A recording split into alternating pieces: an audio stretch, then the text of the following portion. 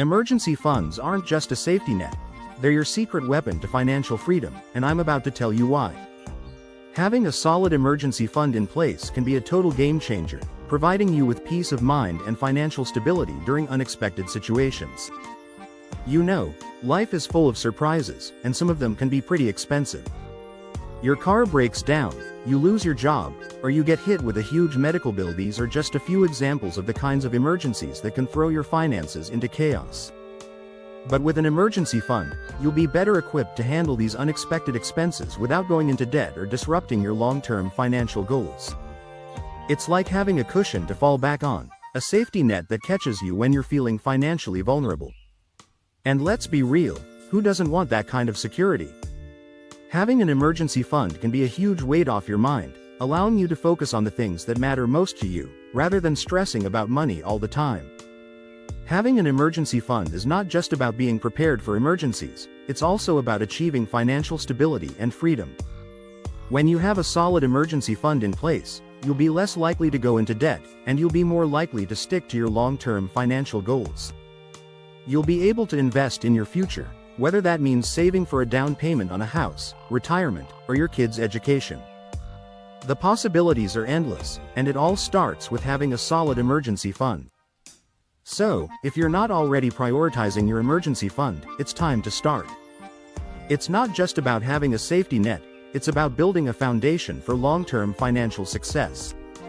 And I'm excited to guide you through the process of creating and growing your emergency fund, so you can achieve the financial freedom you deserve. Creating an emergency fund requires some planning and discipline, but it's definitely doable. The first step is to get a clear picture of your financial situation, including your income, expenses, and debt. You need to know where your money is going and what you can afford to set aside each month. This is where a budget comes in handy, as it helps you track your spending and identify areas where you can cut back. You should also have a savings account that's specifically dedicated to your emergency fund, separate from your everyday spending money. Having a separate savings account for your emergency fund is crucial, as it helps you avoid the temptation to dip into your savings for non-essential expenses. You should also consider setting up automatic transfers from your checking account to your savings account, so you can ensure that you're saving a fixed amount regularly. This way, you'll be building your emergency fund consistently, without having to think about it too much. And, of course, you need to have a clear understanding of your financial goals, including how much you want to save and how quickly you want to reach your target. Another important thing to consider when creating an emergency fund is your job security and income stability. If you have a job that's prone to layoffs or irregular income, you may want to aim to save more than the typical 3 to 6 months' worth of expenses.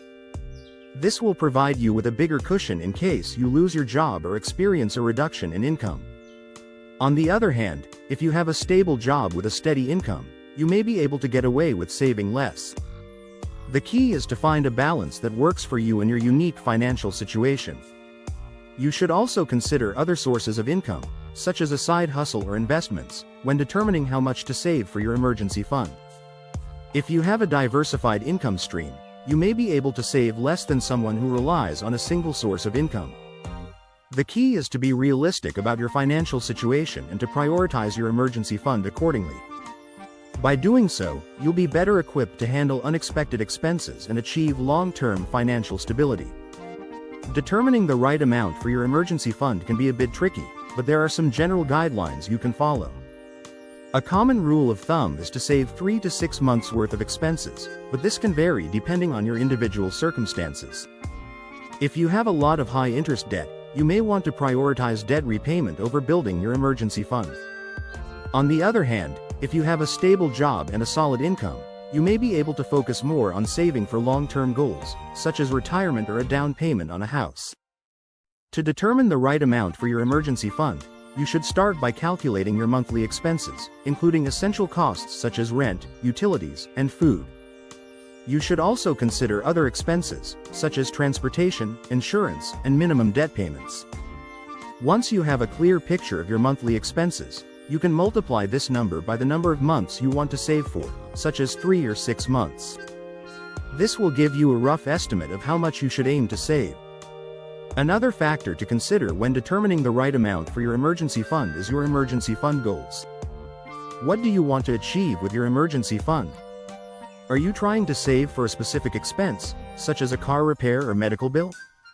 Or are you trying to build a cushion in case you lose your job or experience a reduction in income? Knowing your goals will help you determine how much to save and how quickly to reach your target. You should also consider the liquidity of your emergency fund, meaning how easily you can access your money when you need it. You want to make sure that your emergency fund is easily accessible, so you can get your hands on the money quickly in case of an emergency. This is why it's a good idea to keep your emergency fund in a liquid savings account, such as a high-yield savings account or money market fund. In addition to considering the liquidity of your emergency fund, you should also think about the interest rate you're earning. You want to make sure that your emergency fund is earning a competitive interest rate, so your money can grow over time.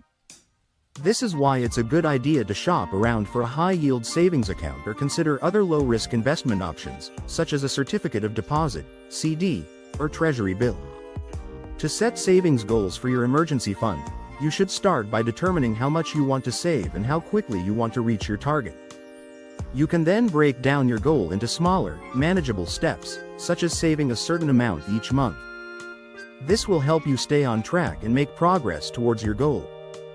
You should also consider setting up automatic transfers from your checking account to your savings account, so you can ensure that you're saving a fixed amount regularly. You should also consider tracking your progress and adjusting your savings goals as needed. Life is unpredictable, and your financial situation may change over time. You may need to adjust your savings goals to reflect changes in your income, expenses, or debt. By tracking your progress and making adjustments as needed, you can stay on track and achieve your emergency fund goals. Another important thing to consider when building your emergency fund is the importance of consistency. You want to make sure that you're saving a fixed amount regularly, so you can build your emergency fund consistently over time. This is why it's a good idea to set up automatic transfers from your checking account to your savings account, so you can ensure that you're saving a fixed amount each month. You should also consider avoiding dipping into your emergency fund for non-essential expenses. This can be tempting, especially if you have a big purchase you want to make or a vacation you want to take. But it's essential to avoid the temptation to dip into your emergency fund, so you can keep your savings intact and achieve your long-term financial goals. In terms of the best ways to save consistently, you should consider setting up a separate savings account that's specifically dedicated to your emergency fund. This will help you avoid the temptation to dip into your savings for non-essential expenses and ensure that you're building your emergency fund consistently over time. You should also consider setting up automatic transfers from your checking account to your savings account, so you can ensure that you're saving a fixed amount regularly. To make saving easier, you can also consider implementing a 50-30-20 rule, where 50% of your income goes towards essential expenses, 30% towards discretionary spending, and 20% towards saving and debt repayment. This will help you prioritize your emergency fund and ensure that you're saving a fixed amount each month. You can also consider using a budgeting app or spreadsheet to track your income and expenses, so you can stay on top of your finances and make adjustments as needed. Setting up a savings account is a relatively straightforward process, and it's a crucial step in building your emergency fund. You can start by researching different savings account options, such as high-yield savings accounts or money market funds. You can then open an account online or in person, depending on your preference. Once you've opened your account, you can set up automatic transfers from your checking account to your savings account, so you can ensure that you're saving a fixed amount regularly. Tracking your savings progress is also essential, as it will help you stay motivated and on track. You can use a budgeting app or spreadsheet to track your income and expenses, and to monitor your savings progress. You can also consider setting up regular check-ins with yourself, such as monthly or quarterly reviews, to assess your progress and make adjustments as needed. To prioritize your emergency fund contributions, you should consider adjusting your budget to allocate more money towards savings. This may mean cutting back on non-essential expenses, such as dining out.